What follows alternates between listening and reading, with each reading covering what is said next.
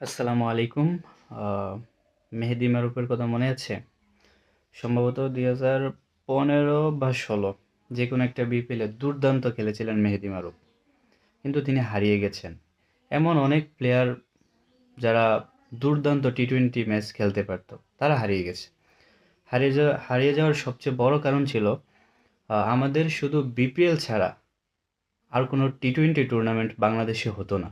কিন্তু এবছর নতুন করে আবার এনসিএল টি-টোয়েন্টি হয়েছে, যেটা খুবই একটা সাকসেসফুল প্রজেক্ট বাংলাদেশের জন্য।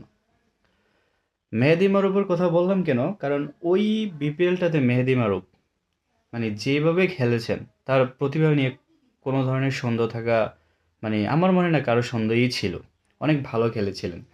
এবছর যেটা এনসিএল টি-টোয়েন্টি হলো, সেই এনসিএল টি-টোয়েন্টি থেকেও আমরা কিছু প্লেয়ারদের সাথে পরিচিত হতে পেরেছি। যেমন জিসান আলম দুর্দান্ত ব্যাটিং করেছেন। তারপর আপনার তৌফিক তুষার, আরিফুল আরিফুল, তারপরে আপনার হাবিবুর রহমান সোহান। তো এইসব প্লেয়াররা খুবই ভালো খেলেছে এনসিএল এবার। তো ব্যাপার হচ্ছে, এনসিএল টি-টোয়েন্টির প্রয়োজনীয়তা বাংলাদেশ ক্রিকেটে অনেক আগে থেকেই ছিল। কিন্তু সেটা আমাদের বোর্ড কেন করে নাই, সেটা জানি না।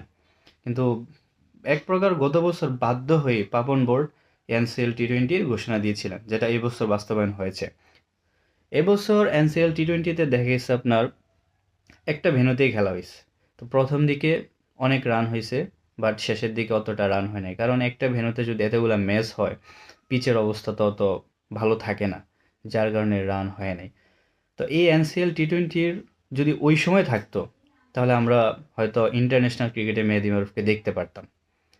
ওই এনসিএল টি-টোয়েন্টি না থাকার কারণেই, কারণ প্রতি বছর যে বছর বিপিএল হতো, আবার আগামী বছর বিপিএলের জন্য টি-টোয়েন্টি প্লেয়াররা অপেক্ষা করতো। তো এক বছর সে কোথায় ট্রেনিং করবে, কোথায় কি করবে? সে তো ম্যাচ প্র্যাকটিসে থাকবে না। তখন তার কেরিয়ারটা তো অটোমেটিকই শেষ হয়ে যাবে। ওই মার পেচে পড়েই মূলত মেহেদী মারুফ তার কেরিয়ার শেষ হয়ে গেছে। যদি এই এনসিএল টি-টোয়েন্টি তখন থাকতো, হয়তো আমরা ইন্টারন্যাশনাল ক্রিকেটে খুব ভালো একটা কেরিয়ার দেখতে পারতাম মেহেদী মারুফের। এবছর এনসিএলে যেমন জিসান আলম, যদি এনসিএল টি-টোয়েন্টিটা না হতো, তাহলে এদেরকে এখনও আমাদের বিপিএল ফ্রাঞ্চাইজিরা ভালো মতো চিনতই না।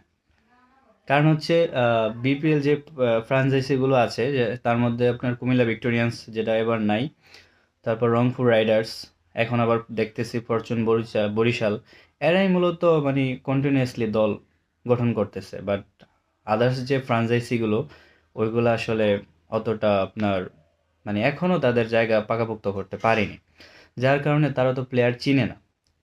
ওই দলের যারা কোচ থাকেন, তাদের পছন্দের প্লেয়ার দিয়ে মূলত, আগের প্লেয়ার দিয়ে তারা মূলত খেলায়। তো এবছর এনসিএল টি-টোয়েন্টি হওয়াতে যেটা দেখা গেছে যে ফ্রাঞ্চাইজিগুলো ফ্রাঞ্চাইজিগুলো প্লেয়ারদেরকে চিনতেছে যে হ্যাঁ, সে ভালো খেলতেছে। জিসান আলম, সে তো ভালো টি-টোয়েন্টি খেলতে পারে। তো এই টুর্নামেন্টটা যদি না থাকতো, তাহলে তো ফ্রাঞ্চাইজিগুলো এগুলো চিনতো না।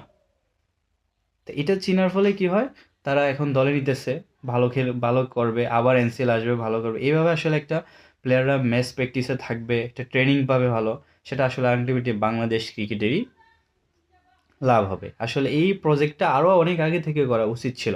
তাহলে বাংলাদেশ টি-টোয়েন্টি ক্রিকেট আশা করি আরও অনেক ভালো হতো। আপনি 3,40,000 টাকা দিয়ে রাহাত ফতে আলীকে আনার চেয়ে মানে এই 3,40,000 টাকা আপনি এই ক্রিকেটগুলোতে খরচ করুন। যেমন এনসিএল টি-টোয়েন্টি এবছর একটা ভেন্যুতে করছেন, আগামী বছর বাংলাদেশে 3টা ভেন্যু আছে, 3টা ভেন্যুতেই দেন, আর এনলার্জ করেন। তাহলে আমাদের আলটিমেটলি দেশের ক্রিকেটই উন্নত হবে। এইসব কাঠামোগত দিক ঠিক করে তারপরে আসলে বিপিএল আপনি রাহাত ফতে আলীকে আনেন, শাহরুখ খানকে আনেন, না বলিউডের নায়িকা আনেন, এটা আপনাদের বিষয়। কারণ আমার ফিলোসফি হচ্ছে, আপনি আগে গঠনগত বা কাঠামোগত দিকে আগে ইনভেস্ট করেন, যাতে আমার দেশের ক্রিকেট উন্নত হয়।